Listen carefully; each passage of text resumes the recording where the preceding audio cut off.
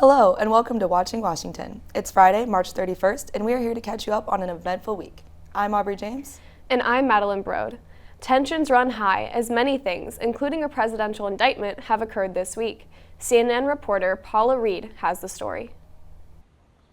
A Manhattan grand jury voting to indict former President Donald Trump Thursday. While the case is still under seal, sources tell CNN he faces more than 30 counts related to business fraud. The former president responding to the indictment, calling the Manhattan District Attorney Alvin Bragg a disgrace and claiming the entire investigation is a witch hunt. He's ready to fight. You know, he's the toughest guy I know. Yeah. And he was shocked, because I was shocked. Today, the rule of law in the United States of America died. The indictment concludes a years-long probe investigating a hush money payment to adult film star Stormy Daniels to remain silent about an alleged affair with Trump, an affair Trump denies. The case relies in part on the testimony of Trump's former personal attorney, Michael Cohen, who has in the past pleaded guilty to 9 federal crimes, including lying. I am a convicted felon. I am a disbarred lawyer, but I also brought the documents. There's plenty of testimony, corroborating testimony to go around. Cohen paid Daniels $130,000 just weeks before the 2016 presidential election. According to court filings, the Trump organization reimbursed Cohen $420,000. It's a fight against his rejection of truth and his manufacturing of stories that really motivated her. The Manhattan District Attorney's Office was also asking questions during the grand jury proceedings about Karen McDougal. She was paid $150,000 by the company that publishes the National Enquirer to stay silent about another alleged affair with Trump. Trump has denied any affair with McDougal. Trump's longtime friend and then chairman of the National Enquirer's parent company, David Pecker, is believed to have orchestrated the payment and was one of the last witnesses to testify before the grand jury Monday. But even Trump's potential Republican presidential rivals criticizing the indictment. Governor Ron DeSantis tweeting, "It's un-American." And Trump's former Vice President Mike Pence telling CNN, "I think the unprecedented indictment of a former president of the United States on a campaign finance issue is an outrage." A federal judge has ruled that former Vice President Mike Pence must testify on actions performed by former President Trump before and during the January 6th insurrection. This comes as the special counsel has been investigating how Trump's actions may have influenced the insurrection. Pence will also be asked about his own actions on January 6th, but will not be required to answer them. Leading up to the certification of the vote, Pence received a lot of pressure from Trump and his allies to disrupt lawmakers' plans to validate President Biden's win. Pence himself was a target during the insurrection, so it will be interesting to see what he will reveal to the special counsel. The nation is still recovering from the devastating mass shooting that took place in Nashville, Tennessee on Monday morning. 6 lives were taken at a private Christian school, including 3 children and 3 adults. As more details are emerging about the shooter, a familiar controversy has risen yet again in Washington: gun control. John Luring from CNN examines what exactly is splitting Republicans and Democrats once again. As Nashville mourns the loss of 3 children and 3 adults who were killed in Monday's school shooting, some lawmakers in Washington, D.C. are calling for action. We must pass meaningful gun safety legislation and need to look at every possible way to do so. We must give families the peace of mind to send their kids to school without fearing for their lives. Including the Nashville incident, there's been at least 130 mass shootings in the U.S. this year, according to data from the Gun Violence Archive. We know that a ban on assault weapon sales can work. We know it from Connecticut. We know also that inaction won't work anymore for Americans. President Joe Biden wants Congress to work on an assault weapon ban. However, Republicans are in charge of the House, and there's little to no support for weapon restrictions, which some say infringe on constitutional rights. On the other side, all they want to do is take guns away from law-abiding citizens. Before they even know the facts, the first thing they talk about is taking guns away from law-abiding citizens. And that's not the answer, by the way. while others in the GOP have a wait-and-see attitude. With respect to any discussion of legislation, it's premature. There's an ongoing investigation, and I think we need to let the facts come out. I'm John Lawrence reporting. The Senate passed the Iraq War Authorization repeal Wednesday in a 66-30 vote. The AUMFS, or Authorizations for the Use of Military Force, were used for the Gulf War in 1991 and the invasion of Iraq in 2003. The bill does not affect the AUMF passed in 2001 after 9/11. Indiana Senator Todd Young helped lead the years-long bipartisan effort to repeal the authorizations, along with Virginia Democrat Tim Kaine. The bill now heads to the House, where its fate is less clear. According to AP News, Black California residents could potentially receive reparations in the form of a suggested $800 billion for over-policing, incarceration, and housing discrimination. The Reparations Task Force's hypothetical reparations would first need to be approved by state legislator and Governor Gavin Newsom. Several people have noted that previously Japanese Americans and Jewish Holocaust victims have received reparations and that cash payments are necessary. Money talks. In contrast, Bob Woodson, a prominent Black conservative, has said that no amount of money could ever make right the evil of slavery. As the discussion progresses, we may see upwards of $125,000 given to individuals that qualify. Yet again, it is time to update your 2023 bingo cards as another near-ridiculous story hits Washington. There is currently a federal manhunt underway for former Governor Larry Hogan's Chief of Staff, Roy McGrath. This newly elected fugitive failed to appear in court for charges of embezzlement and wire fraud. According to CBS, these crimes were committed while McGrath was overseeing the Maryland Environmental Service and consisted of him receiving a fraudulent severance package, forging the governor's documents, and stealing money for his Harvard tuition. Unfortunately for McGrath, Harvard does not teach how to successfully commit crimes. After ditching the courts, the FBI and the U.S. Marshal Service are both offering a $10,000 reward for information on McGrath. Just this week, the Senate's Banking Committee has questioned officials over what they call a failure in supervision of Silicon Valley Bank and Signature Bank. The SVB was previously taken over by federal officials after they had depletion of their reserve. According to the Guardian, this is the biggest bank failure since the 2008 financial crisis and has caused concerns over the soundness of the banking sector. And both Democrats and Republicans had differing perspectives of the situation, with Democrats focusing on the failure of bank management and regulation that had been scaled back during the Trump administration. In contrast, the Republicans noted that the regulations failed to act despite the warning signs. This was only the first hearing, and since then there has been a second. As they move forward with the investigation, it may cause a rise in discussion about better standards and regulations to prevent such risks in the banking sector. Up next, from big changes to recent approval ratings and White House trips to Africa, there is still more to catch up on. Plus, an update from the ongoing TikTok testimonies right after this break on Watching Washington. Hi there, my name is Vikram Jaithlak, and I'm the founder and president of the Purdue chapter of the University Blood Initiative. Over the past 2 years, we've been able to collect over 300 pints of blood to be donated to local hospitals, and you can be the next one to help out. I donate my blood at the University Blood Initiative. Hi, I just donated blood through the University Blood Initiative. Hi, I just donated blood through the University Blood Initiative at Purdue. Right, I donated my blood through the University Blood Initiative at Purdue. And I donated my blood at University Blood Initiative at Purdue. Republican Senator Tommy Tuberville is blocking the nomination of senior military officials over the Pentagon's abortion policy. According to Reuters, Tuberville believes the Pentagon is improperly using funding to cover travel costs for abortions of service members. The Alabama senator is facing criticism for his method of retaliation, which is preventing 160 military nominees from moving forward. As Israeli Prime Minister Benjamin Netanyahu pushes forth his controversial judiciary reform plans, U.S.-Israeli relations began to deteriorate.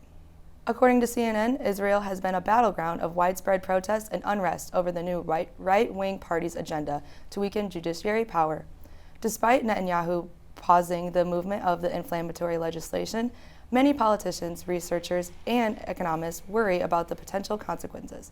President Joe Biden commented on the unrest concerning Netanyahu's plans. I think that difficult spot to be in, and they got to work it out. So what do you hope the Prime Minister will do on that particular law? I hope he walks away from it. Netanyahu and his party were quick to fire back. A senior Israeli official said, quote, "Democracies should let other democracies figure it out."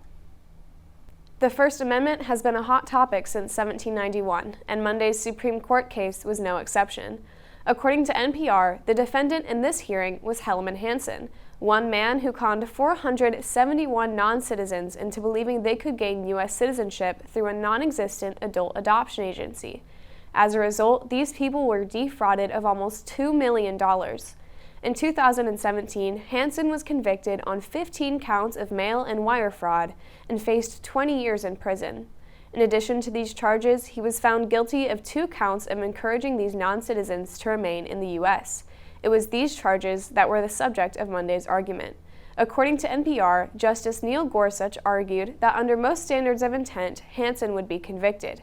Deputy Solicitor General Brian Fletcher and Justice Elena Kagan, on the other hand, pointed out that convicting Hansen under the First Amendment could serve to complicate future hearings and lead to countless cases regarding what counts as protected speech. This week, 38 individuals were killed in a fire at an immigration detention center in Ciudad Juarez, Mexico. According to AP, migrants placed mattresses against the bars of their cells and set them on fire, to which guards immediately walked away and made no rescue attempts, as shown in security footage.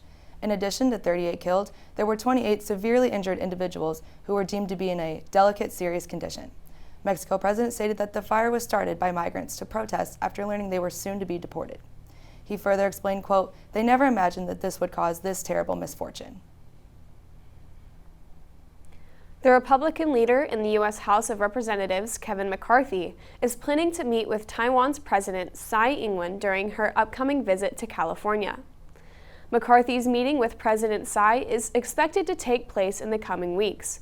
According to CNBC, the meeting is part of the Republican Party's efforts to show support for Taiwan, which has been facing increasing pressure from China. McCarthy's meeting with President Tsai is likely to draw the ire of Beijing and could lead to further strain in the already tense U.S. and China relationship. The meeting is expected to draw attention from both sides of the political aisle and from international observers who are closely watching developments in the regions. After grilling TikTok CEO Shao Chu in Congress over the app's use of data and privacy concerns, the House is moving forward with legislation to ban the app. According to NBC News, House Speaker Kevin McCarthy announced this past Sunday that lawmakers will be moving forward with the restricting the emergence of security threats that risk information and Communications Technology Act, the Restrict Act. The bipartisan bill aims to regulate tech produced by adversarial countries such as Cuba, China, and Russia. More than 24 states have banned TikTok from government devices, with more planning to do so in the coming months.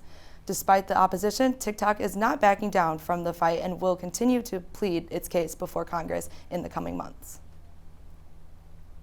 Vice President Kamala Harris and Second Gentleman Doug Emhoff made a moving visit to Africa this week in an effort to improve U.S. relations with the continent. One of the most notable moments of the trip was a visit to Ghana's Cape Coast slave castle on Tuesday, which resulted in tears from both Harris and Emhoff. The hour-long tour shed light on the history of enslaved people and underscored the importance of education on the topic. Harris strayed from a prepared speech to emphasize the issue. "The horror of what happened here must always be remembered," she said. So being here was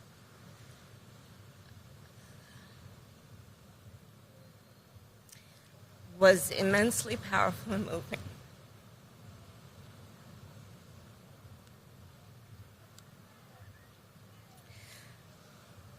When we think about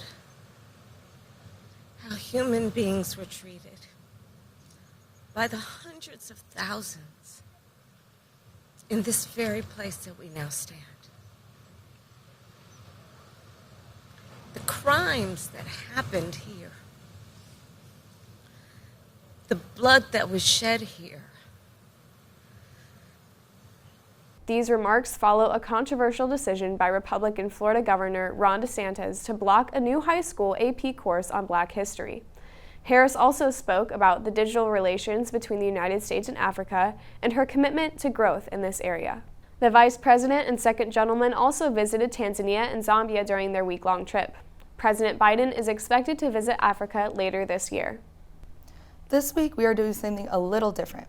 Instead of an in-studio guest, the students of Watching Washington weigh in on the issues before the U.S. Supreme Court. Student loan forgiveness, internet privacy, and the battle over a dog toy. We'll break down these issues and more just ahead on Watching Washington. The Center for C-SPAN, which is this organization, the CCSC, what we do is we facilitate like a bunch of organizations, different programs for Brian Lamb, which is the founder of C-SPAN. Anyone can be part of CCSC, whether it be through our various internships, our competitions, just to be involved, even like our student community meetings that we have every week. Anyone can go, you don't have to be communications or poli-sci. You just meet so many people, the connections you make is kind of crazy, the range that CCSC has. So yeah, it's just provided me so many opportunities to like kind of achieve the goals I have personally and forward to like whatever career paths I choose. The U.S. Supreme Court has been hearing a variety of cases this session, and depending on how they rule, some very partisan and controversial policies could change. As a class this semester, the students of Watching Washington have been discussing the major cases on the High Court's docket. A few of them join me now to discuss the issues. First, let's talk about the one that affects college students and grads anywhere: student loan forgiveness. So the first question in this case is whether President Biden had permission to forgive those student loans. The definition of waive and modify is at question here. And this started back after 9/11 when Congress gave the power that in a national emergency, student loan borrowers would not be economically hammered and could be waived of their loans for that time. So both Trump and Biden invoked that law. And this came for Biden by pressure in his own party to go further with canceling and forgiving this debt. So do you guys think waive or modify can go as far as forgive? Or do you have a broader opinion on the case? I think that's a really great question. And as this pandemic comes to a close and we will resume normal operations within the United States, as similar to what we've been experiencing over the past few months, it does raise the question as whether students essentially deserve to be forgiven of these debts in full now that the repercussions of the pandemic are dying down and America is moving into a new chapter. Personally, I don't believe that these debts should be forgiven after this COVID pandemic and this period. I think there is a major difference between the idea of waiving loans, suspending them for a certain amount of time, to then be paid later, which has been Biden's policy and his administration's policy so far. But I think going so far as to forgive thousands, if not tens of thousands of dollars in student loans post hoc after the fact would not be the greatest use of American taxpayer money or abiding by the statutes as described by you earlier. Mm-hmm. I do think, though, if we're going to go off strict definitions, the waive and modify, I could see an argument being made that that could be extended to forgiveness, combining both the waiving and the modifying and seeing how that goes more long-term, maybe not fully long-term, maybe focusing more on the timing of, students going into college like during the pandemic, or, people not being out of a job during the pandemic, not able to keep up with these loans, but maybe not as long-term as like fully forgiving for forever. But for right now, yeah, I could see that. Yeah, and the extension of emergency powers in a lot of capacities has been a topic of debate for many years. We just saw this week with the AUMF being repealed for emergency war power. So it's definitely a sticky subject that will have consequences if the Supreme Court does rule on it. But one of the sticking points here is whether or not the 6 state objectors have legal standing to challenge the student loan forgiveness plan at all. Because if they can't show they've suffered a concrete harm, they have no right to sue. So right now, the states have hung up their argument on a claim that the plan could end up depriving the state of Missouri revenue from the Missouri Higher Education Loan Authority, which is an independent corporation. And so there's questions of why is the state suing on behalf of the organization, and does that affect the outcome? Can it even stand before the Supreme Court when no harm has been suffered yet? Yeah, I think that gets really sticky with. I think it's quite weird that they're not involved with the process, with the case, like how do you say it again? Mohila, yeah. And I wonder if they had the opportunity for their approach to be involved, if they declined, and what the reasoning behind that was. I don't know. It's a weird point to me. I wish I could learn more about that too. Yeah, and I also think the fact that he had supposedly had that emergency power to enact something like this may have been the case of why they weren't involved in the process. And I mean, definitely as someone who is a loan borrower, like having that, not necessarily forgiveness, but a waive or modifying of, what me or my family would have to pay is something that's like pretty relevant and important for us. And I think for a lot of families who are low income or middle class, like having that waive could be very important for them financially, especially with the job market now and a multitude of different like financial struggles that people have gone through during COVID is definitely very important. So let's move on next to social media. One of the other topics before the Supreme Court is cases of internet companies and immunity from what they put on their platform. So one of the specific cases we've talked about on our show, but according to NPR, this case before the Supreme Court is about the Gonzalez family, and families of other terrorism victims are suing Google, Twitter, Facebook, other companies under the Anti-Terrorism Act, which specifically allows civil damage claims for aiding and abetting terrorism. So the families are alleging that these companies did more than just simply recommend ISIS videos to those who may be interested, that they were seeking to do this to get more viewers and increase ad revenue. And it just raises a really broad question of should internet companies be liable for what is on their platform? And this is a very sensitive topic as well with terrorism to talk about and could lead to a long stream of precedent. Okay, so I am an international student from China, and in our country, it's a very different case. I can say that it's a two-polar, because in our country, I think almost like government controls everything of our social medias, and even they block the curse words. So and I think, in my opinion, this is their way to like control the terrorism. But I'm wondering, what is the a appropriate boundary for this, according to this case? And as I said, it's two polar, and it can go into like two very different ways. Yeah, absolutely. Yeah, I think especially as like social media becomes more relevant with, especially in relation to freedom of speech and what people can post and what people can say on these social media platforms. And especially, I know during COVID, like Twitter was having issues with the COVID misinformation, and some people were bothered that those notifications were coming up because they felt like they had the right to speak on the matter, despite maybe not being like professionally or have like that educated background. But especially in this case, I mean, obviously morally, no one would want terrorists to have a platform where they would be able to, spread their information or be able to garner more attention for themselves. No one would want that.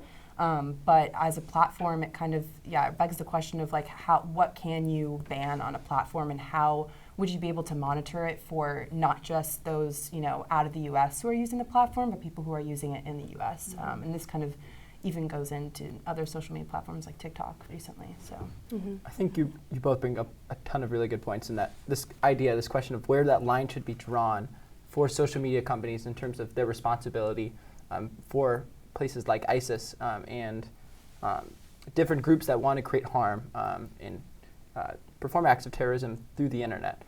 As defined by the Communications Decency Act of 1996, social media companies as of right now and internet companies as a whole are not currently liable for individual third-party posts made by users of their platforms. This case, Google versus Gonzalez, challenges that very notion of responsibility.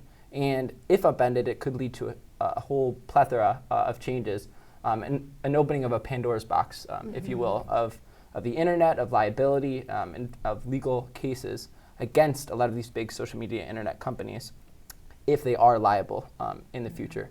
So I think it's going to be a very testy case in the months to come. I know final ruling is to be decided sometime in the summer and around June. But until then, I think on both sides of the aisle, we'll see a lot of challenges, a lot of remarks, and arguments made for and against this act. Mm-hmm. Yeah. And I do think too, like, we would be remiss to not bring up the amazing things that have happened through communication on these platforms as well. I mean, you know, entire groups of people have been liberated from like being able to communicate through these platforms. So we have like these two extremes. So right now, like, you know, terrorism is an extreme of like no one wants that to be happening, but you also can't forget the good things that have come out of these things. And if you're going to start limiting one group of people, then it could go another way too, because I'm sure there are a bunch of people who wouldn't have wanted those people to find each other. And once we're getting liberated and like finding community, I'm sure people don't want that to happen either. So it goes both ways.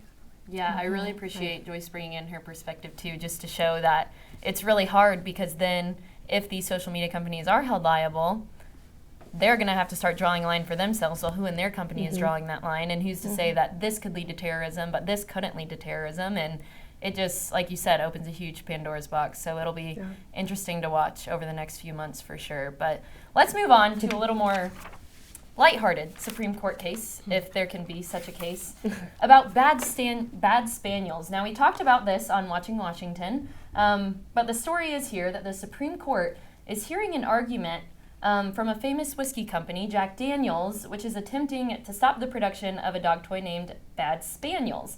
The whiskey company is claiming that the toy violates trademark, being shaped like the bottle and mimicking a bottle of Jack Daniels. And VIP has a simple stance on their matter with this quote: "Freedom of speech begins with freedom to mock."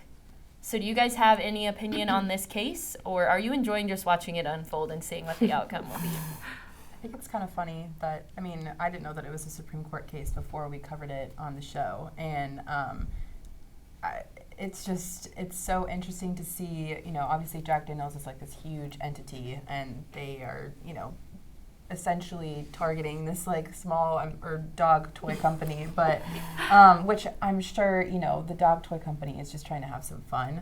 So I feel like they're taking it like so seriously. Of course, I don't know like trademark and copyright, you know, violations and everything, but just seems like something that, you know, no one really would care about. But I feel like it kind of looks bad on Jack Daniels too, of like learn how to take a joke. I don't know. I love when companies like the Wendy's Twitter and stuff like are like, you know, really involved with just making fun of themselves and like taking light of things. I wish they would have taken a different perspective on this case instead of taking it to the Supreme Court. But and it makes you think like Jack Daniels, they must be all alone in this like pursuit, like, right? That there's been a ton of companies that have been mocked before by other places, but as this case has evolved, it's been crazy to see that other huge brands such as Patagonia and Nike have come to support Jack Daniels in the pursuit of defending their copyright responsibilities and rights that they have.